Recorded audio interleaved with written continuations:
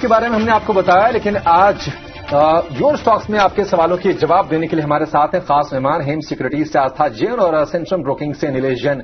आस्था और नीलेश, आप दोनों का बहुत शुक्रिया 18 स्वदेश पर, और धनतेरस की भी आपको बहुत शुभकामनाएं। ये धनतेरस शुभ हो, दिवाली शुभ हो, हम यही कामना करते हैं।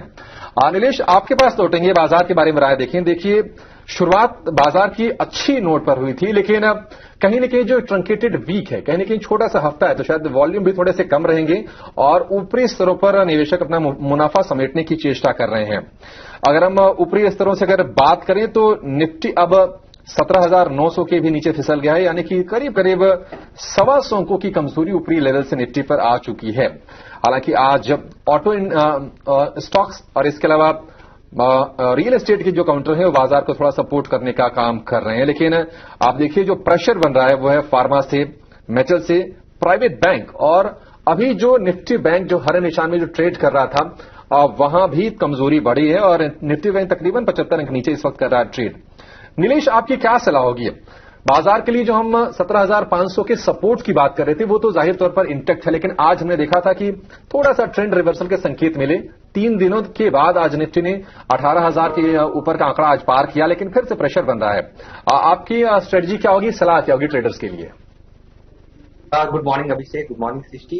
सबसे पहले सभी दर्शकों को और आपकी ईटी नाउ स्वदेश की एंटायर टीम को धनतेरस की हार्दिक शुभकामनाएं, और सभी दर्शकों को भी हार्दिक शुभकामनाएं। और यही एक्सपेक्ट करते हैं कि जो मोमेंटम हमने पिछले एक साल में देखा वही कंटिन्यू रहे अगले साल तक, और इसी प्रकार का मूव हमें मार्केट में देखने को मिले। हालांकि शॉर्ट टर्म के लिहाज से अगर हम निफ्टी का स्ट्रक्चर देखें तो निफ्टी ने 50 डीएमए का एक सपोर्ट लिया था 17,600 के आसपास। उसके बाद एक रिवर्सल, मैं कहूंगा एक डेड कैट बाउंस हमें देखने को मिला है। हालांकि ये एक मेजर ट्रेंड रिवर्सल नहीं है, अभी भी बाजार एक सीमित दायरे में ट्रेड करते हुए नजर आएंगे। 21 डीएमए का जो इमीडिएट हर्डल है वो है 18,000 के आसपास, और उसी लेवल पर अगर हम डेरिवेटिव का डेटा देखें, इस सप्ताह की जो मंथली वीकली एक्सपायरी जो कि कल होने वाली है, वो डेटा इंडिकेट कर रहा है कि 18,000 पे हाईएस्ट ओपन इंटरेस्ट बने हुए हैं। तो वो एक लेवल, एक डिफिकल्ट लेवल है, मैं कहूंगा उसके पास जाना शायद निफ्टी को एक डिफिकल्ट होगा।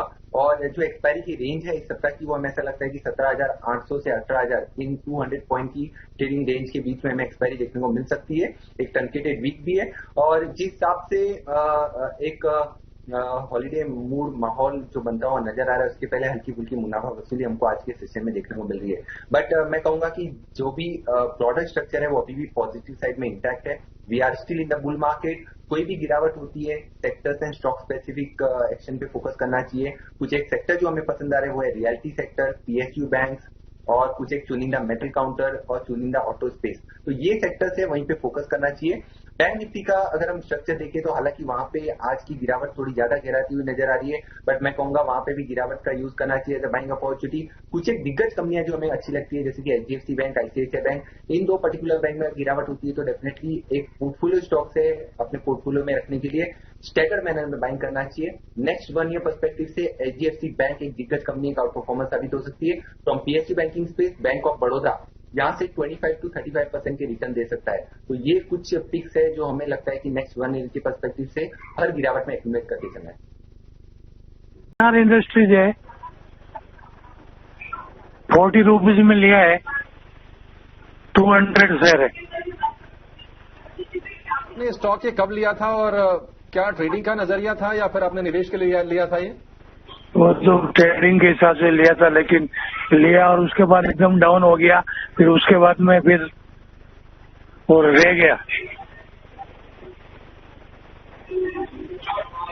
ठीक है, चलिए आपके सवाल का जवाब जानने की कोशिश करते हैं। नीलेश, पिनार इंडस्ट्रीज हमने देखा था कि 52 वीक हाई इसका 43 रुपए के बीच का है, शायद उसके आसपास की खरीदारी है और थोड़ा सा इन्होंने ऊंचाई पर स्टॉक को पकड़ा है सुरेंद्र जी ने।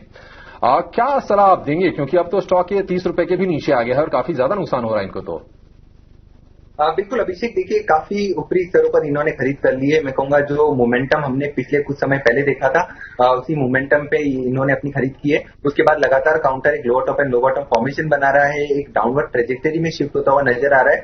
और जिस हिसाब से वीकली टाइम फ्रेम पे बॉलिंजर बैंड का मिडल बैंड इसने लोअर साइड में ब्रेक किया, ऐसा लग रहा है कि यहाँ से 25 तक के भी लेवल ये टेस्ट कर सकता है। तो मेरी सलाह होगी कि अगर शॉर्ट टर्म का नजरिया है तो यहाँ पे अगर कोई पुल बैक मिलता है टुवर्ड्स द लेवल्स ऑफ 32, 35 इस पर्टिकुलर रेंज में इनको एक बार के लिए एग्जिट करने के बारे में सोचना चाहिए।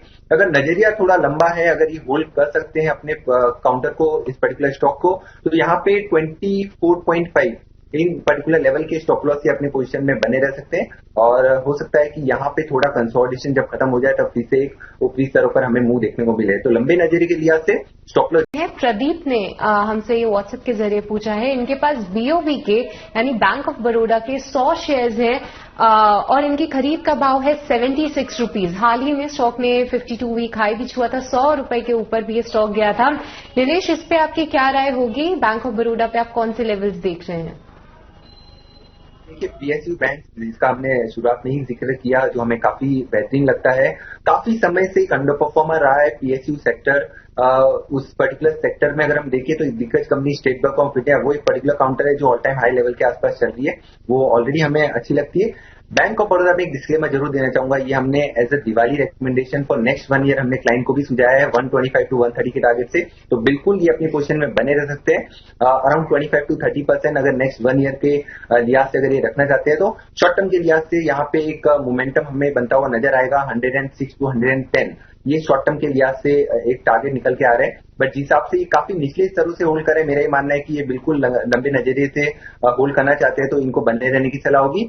एक ट्रेलिंग स्टॉप लॉस यहाँ पे जरूर यूज करें जो होगा 88 रुपीज के आसपास। 88 के ट्रेलिंग स्टॉप लॉस से अपनी पोजीशन में बने रह सकते हैं।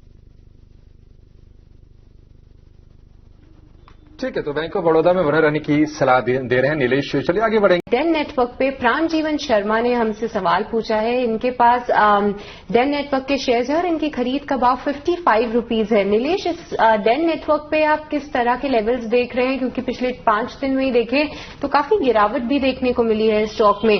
आने वाले समय में शॉर्ट टर्म या लॉन्ग टर्म में कोई अपसाइड की गुंजाइश है? अगर सिटी देखिए, अगर आप इसका पिछले 7 to 8 इयर्स का स्ट्रक्चर भी उठा के देखें तो लगातार काउंटर एक अंडर परफॉर्मर साबित हुआ है। एक lower top and lower bottom formation हमें मंथली टाइम फ्रेम पे बनते हुए नजर आ रहे हैं, तो इंडिकेट कर रहे हैं कि यहाँ पे अगर कोई भी पुल बैक होता है तो एक बार के लिए एग्जिट की ही राय होगी। यहाँ पे एग्जिट के बारे में ही सोचना चाहिए और स्ट्रक्चर थोड़ा सा डिस्ट्रप्टिव होता हुआ नजर आ रहा है। अभी यहाँ से ऐसा लग रहा है कि on the lower side 40 and 38 तक के भी लेवल यहाँ पे देखने को मिल सकते हैं। तो अगर लंबा नजरिया है तो एक स्टॉप लॉस यहाँ पे मेंटेन करें, वो होगा 38 का अगर लेवल रिस्पेक्ट करता है तो यहाँ से एक पुल बैक की संभावना नजर आती है और पुल बैक में इनको एग्जिट करने के बारे में ही सोचना चाहिए। चार्ट स्ट्रक्चर इतना अच्छा नहीं लग रहा है।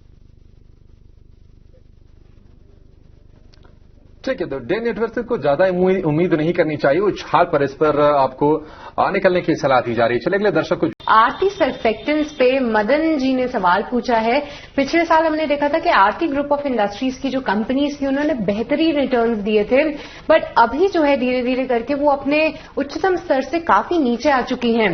मदन जी का भी खरीद का भाव काफी ऊपर है, 1683 रुपीज में उन्होंने 10 शेयर्स लिए हैं। नीलेश, इस पे आपकी क्या राय होगी? किस तरह के इनको लेवल्स देखने चाहिए और इनकी खरीद का भाव आ पाएगा नियर टर्म में?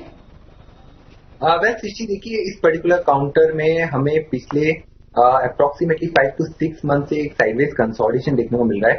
हालांकि उसके पहले हमने एक स्ट्रॉन्ग अपट्रेंड देखा था और उसके बाद ये साइडवेज मूव के बाद मेरा ये मानना है कि अभी ये lower end of the range है।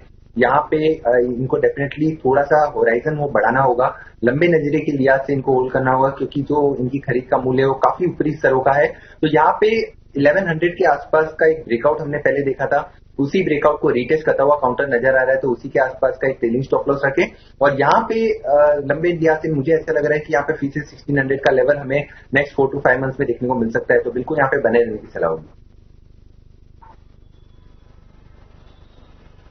तो भले ही अभी आपकी खरीद के भाव से नीचे हो स्टॉक प्राइस, पर लंबे नजरिए का अपना व्यू पॉइंट रखें और यहाँ पे बने रहने की सलाह दे रहे हैं नीलेश जी।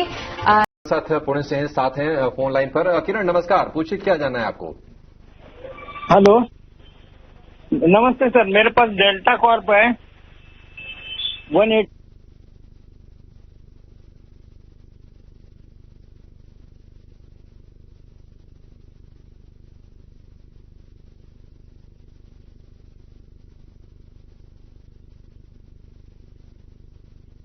ये पूरा का पूरा अनलॉक वाली थीम वाला स्टॉक है और हमने देखा है कि सिक्किम के भी इनके कसीनो खुलते हुए दिखाई दिए, काठमांडू में जो ऑपरेशन है वहां से भी अच्छी खबरें आई हमने देखी। खरीद की जो भाव है वो है 606, माफ कीजिएगा, डेल्टा कॉर्प में बताइए क्या आपकी सलाह होगी?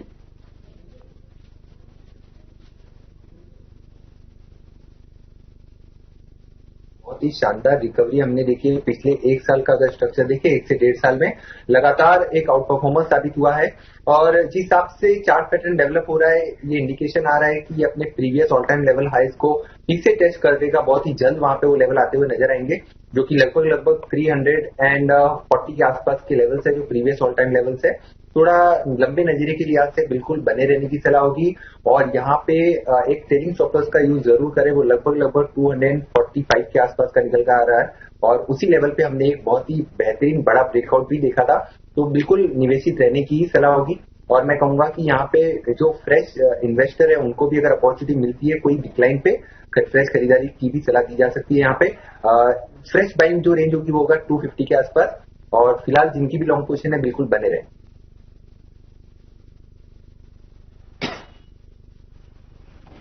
तो वोल्टास पे ट्रेलिंग स्टॉप लॉस के साथ बने रहने की सलाह है। अब दूसरे कॉलर को जोड़ते हैं, हमारे साथ पटना से पवन जुड़ चुके हैं। पवन जी नमस्कार, स्वागत है आपका ईटी नाउ स्वदेश पे। पूछिए कौन से स्टॉक पे आप राय जानना चाहेंगे?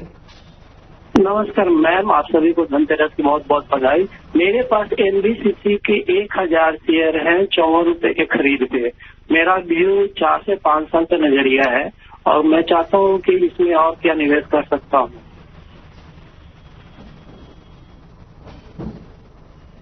ठीक है नीलेश, आपसे ही पूछते हैं। आप पीएसयू का जिक्र भी कर रहे थे, ये भी एक नवरत्न कंपनी है, पिछले 1 साल का काफी बेहतरीन रिटर्न है। इस पे आपकी क्या राय होगी? किस तरह के लेवल्स देख सकते हैं? लंबा नजरिया है इनका, 1000 शेयर्स है 54 के भाव पे। बिल्कुल सृष्टि, देखिए अगर हम ब्रॉडर चार्ट स्ट्रक्चर देखें, पिछले 4 to 5 ईयर्स का चार्ट पैटर्न देखें तो अभी भी काउंटर एक अंडर परफॉर्मर साबित रहा है और हालांकि निचले स्तरों से काफी अच्छा एक मल्टीबैगर साबित भी रहा है। पिछले कुछ 1.5 ईयर में बहुत ही शानदार रिटर्न इस पर्टिकुलर काउंटर ने दिए हैं। एक इमीडिएट हर्डल है यहाँ पे, अगर हम वीकली चार्ट पे देखें तो 200 वीकली मूविंग एवरेज, जो कि लगभग 50 रुपीज के आसपास आ रहा है और काउंटर लगातार उस पर्टिकुलर लेवल के आसपास आके वहां पे डिस्ट्रीब्यूशन हमें देखने को मिल रहा है। तो जैसे 50 का लेवल पार होगा, यहाँ पे पोजीशन लिहाज से मैं कहूंगा 70 से 80 तक के टारगेट हमें देखने को मिलेंगे और ये हो सकता है कि नेक्स्ट 1 ईयर के अंदर ही हमें ये टारगेट देखने को मिले। और जिस हिसाब से चार्ट पैटर्न डेवलप हो रहा है, मेरा ये मानना है कि डेफिनेटली यहाँ पे एक ब्रेकआउट हमें ऑन द हायर साइड देखने को मिल सकता है। यहाँ पे एक ट्रेलिंग स्टॉप लॉस का यूज करें, 41 रुपीज के आसपास का स्टॉप लॉस निकल के आ रहा है। शॉर्ट टर्म के लिहाज से 55 और थोड़े पोजिशन लिहाज से देखें तो 70 तक के टारगेट यहाँ पे निकल के आ रहे हैं। ठीक है, एनबीसीसी में 60 रुपए के ऊपर ये शेयर निकलेगा तो एक बड़ी तेजी होगी और 70 रुपए की तरफ ये शेयर जाता हुआ दिखेगा। आज का सवाल लेंगे, आशुतोष चौबे ने हमें व्हाट्सएप किया है, इनके पास से टाटा मोटर्स के 100 शेयर हैं 356 रुपए के आसपास।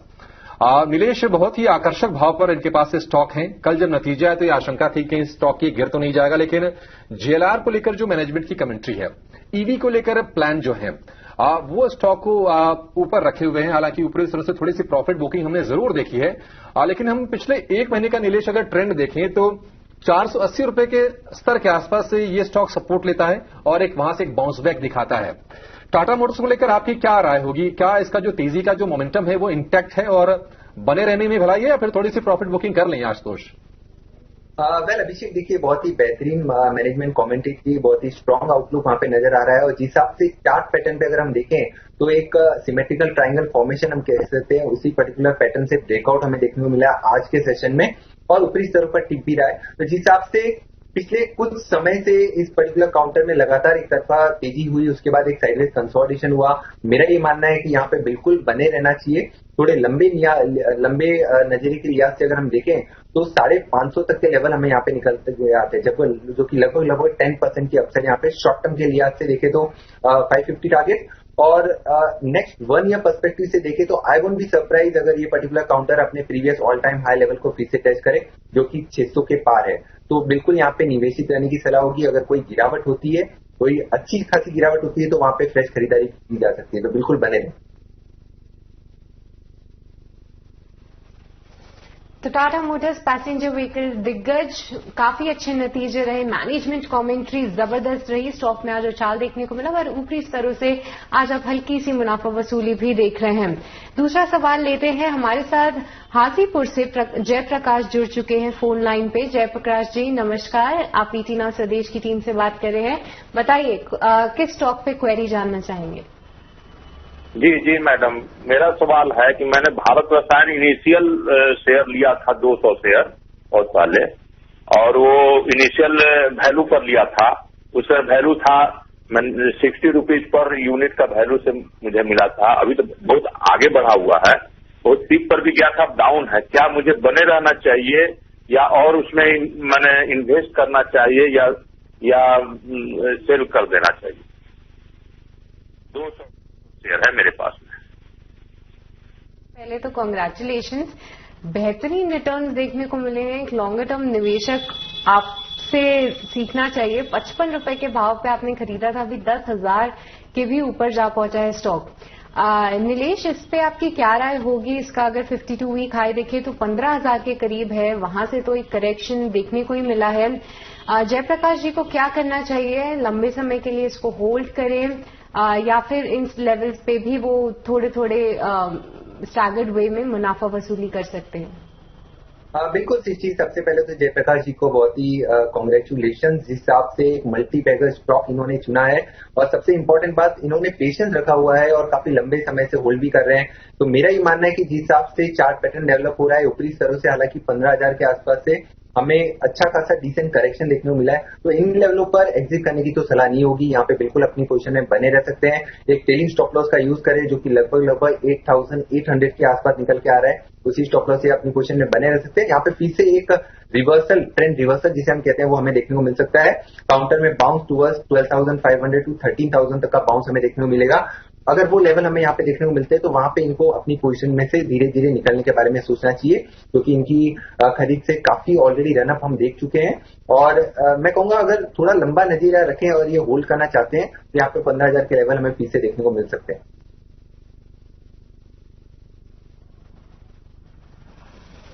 ठीक है, तो जयप्रकाश जी आप ट्रेलिंग स्टॉप लॉस के साथ इसमें अपनी पोजीशंस इंटैक्ट रखिए, और आगे चल के नीलेश जी का कहना है कि 15,000 के फिर से लेवल्स देखने को मिल सकते हैं, पर अभी के लिए अपनी पोजीशंस होल्ड करके ही चलने की हमारी सलाह है। अब दूसरी क्वेरी लेते हैं, गुड लक इंडिया पे निशांत ठाकुर जी ने हमें व्हाट्सएप के जरिए सवाल पूछा है। इनको भी काफी अच्छा मुनाफा हो रहा है। गुड लक इंडिया के 1000 शेयर्स इन्होंने 36 रुपीज के भाव पे खरीदे थे, अभी स्टॉक 280 के भी ऊपर जा पहुंचा है। नीलेश, इस पे भी आपकी क्या राय होगी? किस तरह के लेवल्स ये स्टॉक दिखा सकता है? इसने 337 रुपीज का अपना 52 वीक हाई छुआ है। आगे चल के क्या ये मोमेंटम बरकरार रहेगा स्टॉक में और ये इसको भी पार करता हुआ दिखेगा? वैसे सबसे पहले तो यहाँ पे स्टॉप लॉस सुधारना चाहूंगा, वो निकल के आ रहा है 265 का, और पिछले कुछ समय से हम इस पर्टिकुलर काउंटर में एक साइडवेज कंसोलिडेशन देख रहे हैं। हमने ऑलरेडी एक शार्प रनअप देखा था जो कि लगभग 100 रुपीज से काउंटर 340 के आसपास जाने के बाद यहाँ पे एक साइडवेज कंसोलिडेशन दिखा रहा है। तो यहाँ पे 265 के आसपास का स्टॉप लॉस मेंटेन करें, अपनी पोजीशन में बने रहे, और ऊपरी स्तरों पर 320, 330 के लेवल मिलते हैं तो वहां पे एक बार के लिए प्रॉफिट बुकिंग के बारे में सोचना चाहिए।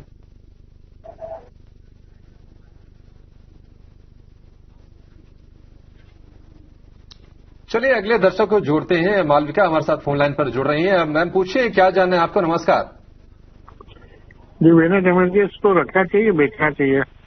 265 में लिया था। कौन सा स्टॉक सर? और JSW एनर्जी 65 पर लिया। 65 पर JSW एनर्जी इन्होंने लिया है। नीलेश, आपसे जानना चाहेंगे, देखिए वैसे तो आज की पावर की जो भी स्टॉक्स हैं वो बजिंग है, चाहे आप टाटा पावर देखिए या फिर टोरेंट पावर हो, NTPC हो या फिर पावर फाइनेंसिंग वाली जो कंपनी है, हर जगह एक्शन है बाजार जबकि थोड़ा सा वीक है। JSW एनर्जी क्या करना चाहिए इनको? क्या अभी बने रहने की सलाह देंगे? वेल अभिषेक, सबसे इंटरेस्टिंग बात तो ये है कि पिछले जो 3-4 कॉलर हमने देखे हैं सारे की सारे ही लंबे निवेशक है और काफी अच्छा मुनाफा हो रहा है, काफी निचले स्तर की खरीद है। और जिस हिसाब से JSW एनर्जी का चार्ट पैटर्न डेवलप होता हुआ नजर आ रहा है, मेरा ही मानना है कि बिल्कुल यहाँ पे बने रहे। और यहाँ पे एक ट्रेलिंग स्टॉप लॉस सबसे पहले तो मैं वो सुझाना चाहूंगा, और लगभग 310 के आसपास का निकल के आ रहा है, और उसी स्टॉप लॉस के पोजीशन में बने रहे। यहाँ पे एक साइडवेज कंसोलिडेशन हम देख रहे हैं, बिकॉज एक शार्प रनअप हमने पिछले कुछ महीनों में देखने को मिला है। उसके बाद एक प्रॉफिट बुकिंग मैं कहूंगा ऊपरी स्तरों से देखने को मिल रही है, बट जब ये कंसोलिडेशन खत्म हो जाएगा फिर से एक another leg on the high side हमें देखने को मिलेगा। वो काउंटर को फिर से 380 to 400 तक ले जा सकता है। तो यहाँ पे एक ट्रेलिंग स्टॉप लॉस का यूज करें, अपनी पोजीशन में बने रह सकते हैं। स्टॉप लॉस के साथ पोजीशंस में यहाँ पे बने रहने की सलाह है। अब बात करते हैं जोमैटो की। श्याम ने इस पे सवाल पूछा है व्हाट्सएप पढ़ेंगे। पारुल का सवाल लेते हैं। इन्होंने व्हाट्सएप के जरिए हमसे सवाल पूछा है। शक्ति पंप्स के 90 शेयर इनके पास हैं 797 रुपए के भाव पर। नीलेश, हमने देखा है कि स्टॉक ने अच्छे रिटर्न दिए हैं, हालांकि इनकी खरीद थोड़े से ऊपर लेवल की है और ये थोड़ा सा करेक्शन का शिकार हो रहा है शक्ति पंप्स। क्या सलाह देंगे आप? क्या इनको बने रहना चाहिए? इनके खरीद भाव से तकरीबन अब 150 रुपए नीचे है ये शेयर। बिल्कुल अभिषेक, देखिए ऊपरी स्तरों से यहाँ पे भी एक डिस्ट्रीब्यूशन हम देख रहे हैं। हालांकि एक अच्छी बात जो है वो है कि पर्टिकुलर काउंटर पिछले 3 से 4 महीने में एक साइडवेज रेंज में ट्रेड करता हुआ नजर आ रहा था। तो एक रेक्टेंगल फॉर्मेशन बना है जहाँ पे निचले स्तरों पर सपोर्ट देखे तो लगभग 610 के आसपास निकल के आ रहा है और ठीक उन्हीं लेवलों के आसपास ये अपने 200 डीएमए का भी सपोर्ट लेता हुआ नजर आ रहा है। तो उसी के स्टॉप लॉस से अपनी पोजीशन में बने रह सकते हैं। यहाँ पे एक हमें उछाल देखने को मिल सकता है क्योंकि एक स्ट्रॉन्ग सपोर्ट जोन है। अगर वो लेवल ब्रीच हो जाते हैं निचले स्तरों पर तो वहां पे एग्जिट करने की सलाह होगी। अगर वो लेवल रिस्पेक्ट करता है तो यहाँ पे फिर से हमें 750 to 800 के शॉर्ट टर्म लिहाज से हमें टारगेट नजर आते हैं। तो शक्ति पंप्स में यहाँ पे बने रहने की सलाह है। नीलेश जी ने आपको टारगेट्स भी सुझाए हैं। इसके अब दूसरी क्वेरी लेते हैं जयंत से। महाराष्ट्र से हमारे साथ ये फोन लाइन पे जुड़ चुके हैं। जयंत जी नमस्कार, स्वागत है आपका 18 आवर्स स्वदेश पे और धनतेरस की बहुत बहुत शुभकामनाएं आपको और आपके परिवार को। पूछिए, क्या जानना चाहेंगे आप? मैम, सबसे पहले आप सभी को दिवाली की बहुत बहुत शुभकामनाएं। और IRCTC के मेरे पास 200 शेयर थे मैम, तो मैंने वो 865 के हिसाब से लिए थे। तो फिलहाल वो अभी डाउन में चल रहा है, तो अभी फिलहाल मुझे क्या करना चाहिए?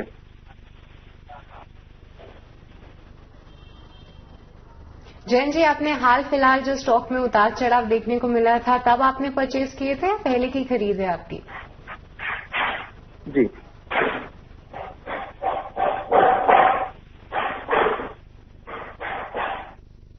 हेलो। हाँ जी जैन जी, हाल फिलहाल में जो उतार चढ़ाव देखने को मिला था स्टॉक में तब आपने खरीदे थे या पहले की खरीद है आपकी, और आगे के लिए कितना लंबे नजरिया लेके चल रहे हैं आप इस निवेश में?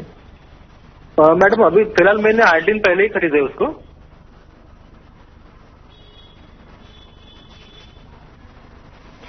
ठीक है नीलेश जी, इस पे आपकी क्या राय होगी? बहुत सुर्खियों में रहा है ये स्टॉक, बहुत उतार चढ़ाव देखने को मिला है शेयर प्राइस में। अभी कल परसों इसके रिजल्ट्स भी आए थे, रिजल्ट्स अच्छे थे पर बहुत उत्साह नहीं भर पाया वो स्टॉक प्राइस में। आगे के लिए इस पे क्या लेवल्स देख रहे हैं आप? वेस्ट सिटी काफी वॉलेटाइल काउंटर है, जिस हिसाब से कुछ डेवलपमेंट हमने पिछले कुछ दिनों में देखने को मिले हैं। उसके बाद काउंटर लगातार एक वॉलेटिलिटी यहाँ पे बढ़ती हुई नजर आ रही है। हालांकि एक अच्छी बात यह है कि 800 के आसपास काउंटर ने बहुत ही स्ट्रॉन्ग सपोर्ट जोन बनाया है, तो उसी के स्टॉप लॉस से अपनी पोजीशन में बने रह सकते हैं। हालांकि यहाँ पे शॉर्ट टर्म के लिहाज से देखें तो इसी प्रकार की वॉलेटिलिटी हमें नजर आती है। लंबा नजरिया हो तो यहाँ पे फिर से हमें 1000 तक के लेवल यहाँ पे देखने को मिल सकते हैं। तो थोड़ा लंबा नजरिया रखें और 1000 के टारगेट के लिहाज से अपने पोजीशन में बने रह सकते हैं। और शॉर्ट टर्म के लिहाज से जो रेंज है वो है 800 and 950। ठीक है, तो 1000 रुपए के लक्ष्य के लिए आप IRCTC के शेयर में बने रह सकते हैं। चलिए अगला राय, बहुत बहुत शुक्रिया आस्था और नीलेश जी हमारे साथ जुड़ने का। पर चलिए अब